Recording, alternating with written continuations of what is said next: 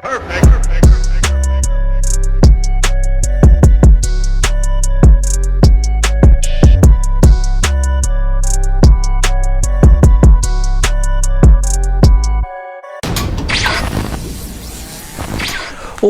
good, YouTube? It's your boy, The Bearded Sam.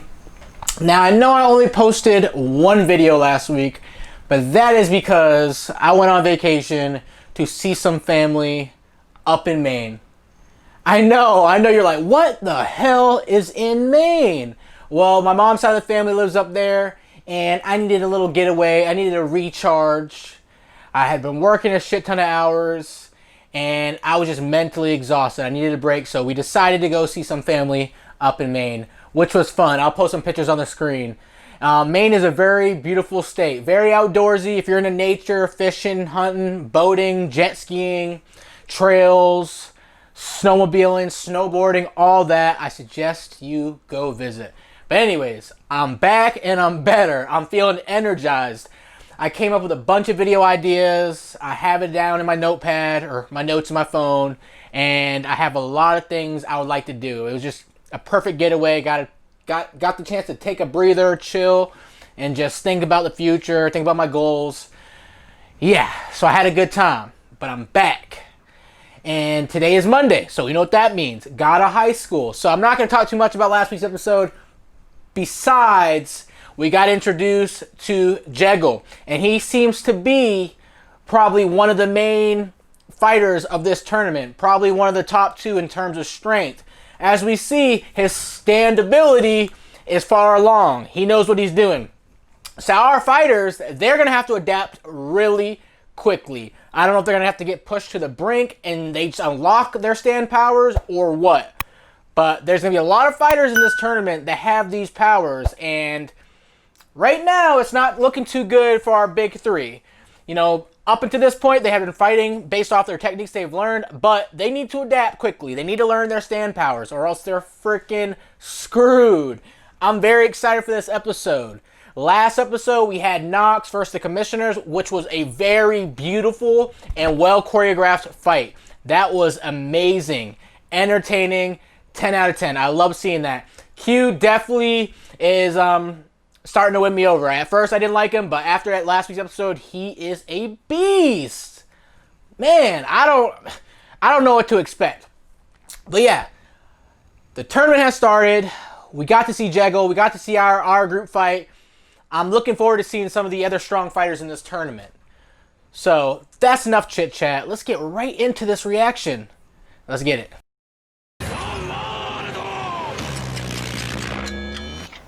Gwyngi Park. Beautiful. Walk. Ready, go! 帰ってアダルトサイトでも見てな、チェリーボーイ。What? 君は僕に Cherry boy. 諦めろ。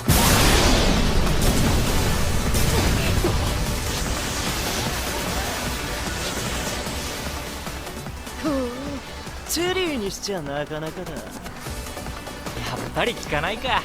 これまでの相手はあれで棄権したのに。そんじゃこの優しいお兄さんが大人の世界ってのを教えてやるぜ。Ooh. Yeah, the speed on him. 今のテッキョンだよな。あんな古臭い武術で戦えんのかよ。やべ、ムカついたわ。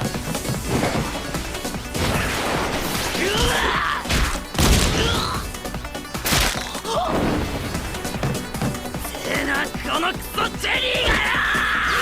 Oh shit, he's using the stand ability.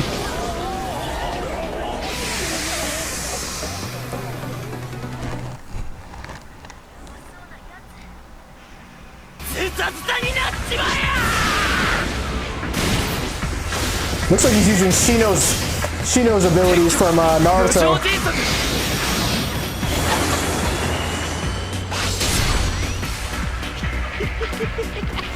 Tekken! レッカラクよ。グイムギノックダウン。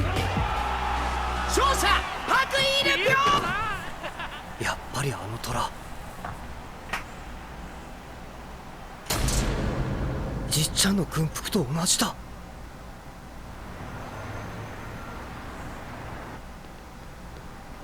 昨日のジェガルテクといい、今日のパク・イルペといい、これまでとレベルが違うわね。強くなるしかない。そこに表示されるレベルと数値、着力を扱う潜在能力を表すものだ。着力は誰でも手に入れられるんですか？誰でもというわけではない。厳しい修行を経ても身につけられない者もいれば、ひらめきだけで身につく者もいる。つまり俺たちも可能性はあるってことだ。そんなのいらない。よその力を借りるんじゃなくて、俺自身が強くならなきゃダメだ。 Korea's Goku for sure. まああんたはそうなんだろうけど。俺こっちだからまた試合の日な。お前も知っているだろう。ジン・テジンは多くの人間からその身を狙われている。我々は彼を保護すべく行方を追っていた。ここ数日の間にジン・テジン本人もしくは彼を探している。なんでだよ。これを2日前、関温度で激しい爆発がありました。報道では北方からの砲撃とされていますが、実際は着陸によるものです。そして我々が確認したところ、この血痕がジン・テジンのものだと分かりました。以降彼の行方不明。出血量の状況から見て生きている可能性は限りなく。 There ain't no way he's dead. お前本当にじっちゃん知ってんのか？じっちゃんが戦ったんならむしろ相手の方が心配だ。握手してくれませんか？別にいいけど。ああ、感激だな。俺さ、あんたに聞きたいことが。えい、あらー、そりゃおい、君を見てました。ソウル予選からずっと。 He just starts throwing hands with him in the middle of the street. よっ、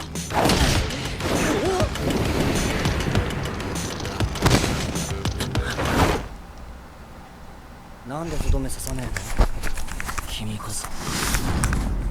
Ooh. Okay, they're definitely gonna square く off. れました。僕はパク・イルカです。失礼しました。どうしても手合わせしたくて。いいよ、ちょうど俺も聞きたかったんだ、その背中のマーク。ああ、これは僕がジン・テジンさんを尊敬している印です。え、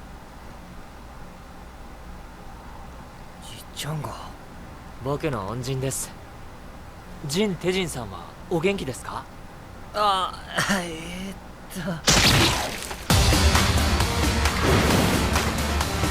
Okay, I was like, what? Bro, what is up with this guy? He is definitely bad as hell. 謝れ、謝れ、謝れ。だが関係ない人間を巻き込むな。 Oh, they have history. That's why he keeps trying to fight him. あの男は危険です。気をつけた方がいい。お前も十分危ねえけど、手大丈夫か？ご心配なく。ありがとな。次に戦う時は止めませんよ。ああ。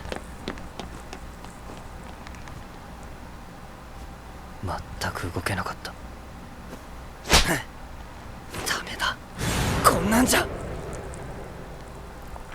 待って、話を聞いてください。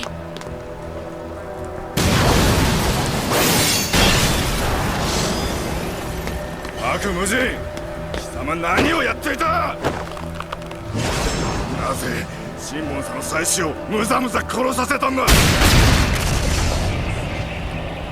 お前誰に物を Who 言っ do て you るんだ？ think you're talking to?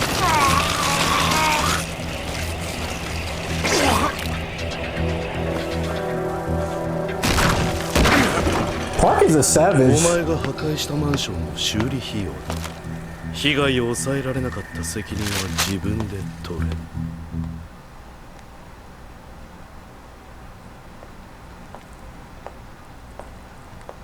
ってたのか、妻子が生きていると。だから話を聞いてくださいと言ったんです。 Oh, good. The kid and wife was ノッ alive. クスが殺害したのは Good, good, good, good, 私の good. マリオネット Man, を作り出 that was した gonna be んです。 messed up. 本当の妻子は新ボンサが殺されてすぐ安全な場所に移しました。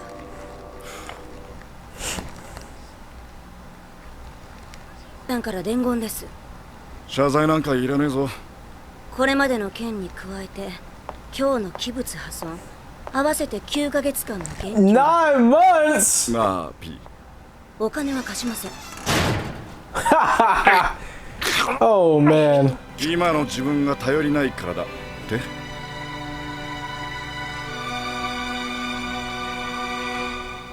今後奴らは間違いなく GOH を潰しに来る。もはや猶予はない。そう、事態は一刻を争う。神の偉大さを忘れてこの世界を堕落させた人間たちがあろうことか神に並ぶ力まで手に入れようとしているのだ。これ以上奴らを野放しにはできん。審判員のリミッター解除を許可する。 You are ノックスを見 permitted つけ to 次第 remove 全 your 力で limiters. もう潜んでい Oh, る裏切り shit. 者だ。彼らを阻止し、 So Q wasn't even fighting that full power. Oh man. 神を引きずり下ろす鍵は必ず手に入れ。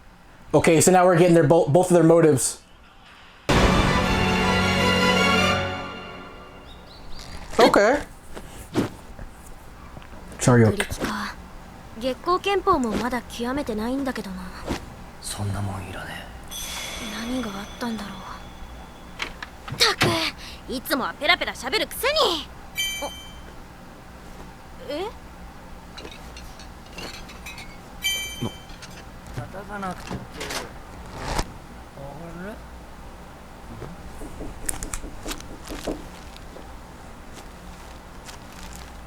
チーズ。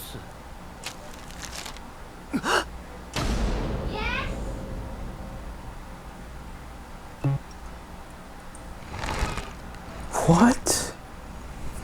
Okay, first things first. Happy birthday to my dude, Jin Mori. His 17th birthday. 17 and already strong as hell. Happy birthday to him. Anyways, slower episode, but very entertaining nonetheless. First thing I want to point out is we got the motives of Park, Mujin's group, and Nox's group. They both are looking for the key. Park wants the key that could basically defeat God. Nox wants to find the key so they can kill the key so no one can oppose God. So we finally get their motives, and Park tells the commissioners they can take their limiters off. And when I heard that, I was like, what? What? Are you... Yo, they can take their limiters off? So you're telling me when Q fought last episode, he had his limiter on? That wasn't even him at full power? Ooh, I am excited to see these commissioners go all out. Obviously, Nox is going to have some powerful members, but I'm just excited to see these commissioners because we know more about the commissioners than we do about Nox. So that excited me to see these commissioners go all out. Yeah, it's just very exciting.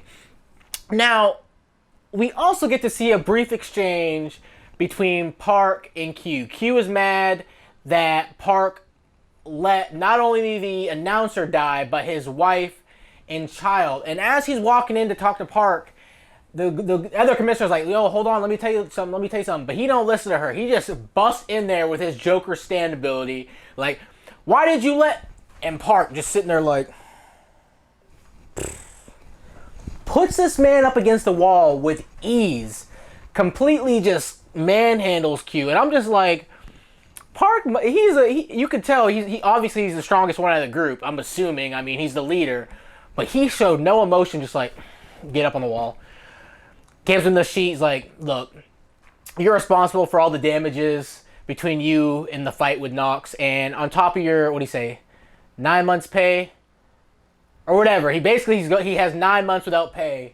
And he just walks out of the room like a badass. Now, I'm still stuck. Well, before I get into that. Now, the girl was trying to stop him to tell him that they were fakes. the wife and child were fakes that Nox had killed, so they were still alive. But he didn't want to hear it from her, so he had to find out the hard way by getting manhandled. So they're still alive, which I was very happy to see, because I was real mad when the announcer and the family died. But anyways, I'm still a little confused, or not confused, I'm still adamant about Park Mujin. I still, like, so far from what we know, I feel like the commissioners and Park are, I guess, on the good side, and Nox is on the evil side, obviously. Just the vibe I'm getting. But Park just gives me, like, he gives me these vibes like he has ulterior motives. Like, he's not all righteous. Like, he does have some evil in him. I mean, he looks kind of evil. He has, like, horns coming out of his head. He looks like a devil.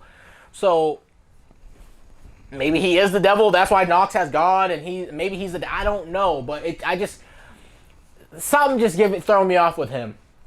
Now, we also get a flashback that Park pulled Jin Mori aside and basically told him that Taijin is missing. Nox has taken him, and he showed him the aftermath of their battle, and basically was telling him like his arm's gone and stuff. And Mori, that messed with Mori the whole episode. But he tells Park, well, I wouldn't be worried about my grandfather. I'd be worried about his opponents. But it was obvious that that messed with Jin's head throughout the whole episode, like just thinking about his grandfather. We got flashbacks to them as when they were younger, and him as a child, and we just got a little, a couple flashbacks here and there. So it really messed with Jin's head, and Mira and Han picked up on this throughout the episode. Han went to Q, basically asking him, will you train me? I want to learn those abilities. And I'm just going to continue to call it stand abilities because I don't know how to pronounce the name. I'm going to be honest with you. I don't. Sorry. So I'm going to keep calling it stand abilities until I know how to pronounce it. So basically, Han put his pride aside and asked Q to train him, to teach him these abilities, because he wants to get stronger. He wants to learn this ability. He wants to be that reliable teammate that Mira and Mori can rely on. And he feels like Mori won't open up and tell him what's going on because he's not dependable. So that it takes a man to put his pride aside, and that's what Han did by asking Q to train him. And yeah, so Q, I'm assuming, is going to train him, and Han's going to unlock these abilities. But during the flashback, we see that Park tells him that not everybody can get these abilities. You could go through vigorous training, but you could still fail to obtain these abilities. And sometimes you get them, or sometimes you get them in times of inspiration. So I can foresee this, because Jin said he doesn't need the abilities. He doesn't want the abilities. He's going to rely on the Taekwondo that his grandfather taught him. But I could see, I'm picturing in my head right now, like a Dragon Ball-esque moment where Mori is pushed to the limits. His Taekwondo is not enough. The dude he's facing is bad-mouthing his teammates, bad-mouthing his grandfather. Mori has no other option. He just gets pushed to the limits, and bam, he unlocks his stand ability. I don't know what that may be, but I'm visualizing that. I could be wrong, but I'm just visualizing him just unlocking that moment in a time of desperation, time where he's angry, he's just pushed to the limits. You know, he's a good guy at heart, and like I said, he's Korea's Goku, because he's gonna have that moment where he gets pushed and he just gets angry. He's gonna decimate his opponent. I just see it. I could be wrong, but I'm hoping it goes that route. So yeah, they're gonna have to get these abilities. And Mira even acknowledges, I haven't even mastered the Moonlight Sword style, and I'm thinking about trying to get this stand ability. So it's looking good. A lot of acknowledgement here in this episode. They acknowledge their faults. Okay, so we get to see another round of fights where it is Gi versus Park. I don't know if his name's Lepio. Anyways, I'm gonna call him Park. There's like 3 Parks in this episode. And we see Gi has to use his stand ability, but Park bypasses that and just sticks to his techniques, his fighting techniques. He doesn't call upon his stand ability to fight. And he seemingly ends the fight in a gypsy. So Mori notices that he has Taijin's like military symbol on his back. He's like, where have I seen that symbol before? And later, Park tells him, I idolize your dad, and it's me paying respects to him, because his grandfather used to be friends with Park's grandfather. And when Park's grandfather died, Taijin brought the book of their martial arts and techniques to Park. And Park was forever grateful for that. So he respects Taichin a lot. And in turn, you know, kind of, I guess you could say kind of respects Mori just because Mori's a part of Taichin. And during their brief exchange, JEGAL appears. And he basically tries to pierce Mori from the back. And Park is like, nope, don't mess with people that have nothing to do with our little, you know, squabble. Like, don't include them. So we get like a brief flashback. We see Park just boop, boop, boop, boop, boop, just beating up JEGAL. Like, that is why JEGAL's off to kill him or wants to try to kill him, because he got his ass kicked. Man, I'm like, oh shoot. My dude's face just bop, bop, bop, bop. So yeah, a lot of stuff in this episode. A lot of good stuff in this episode. I think we have 9, 10, 11, 12, 4 episodes left. Man, I'm excited.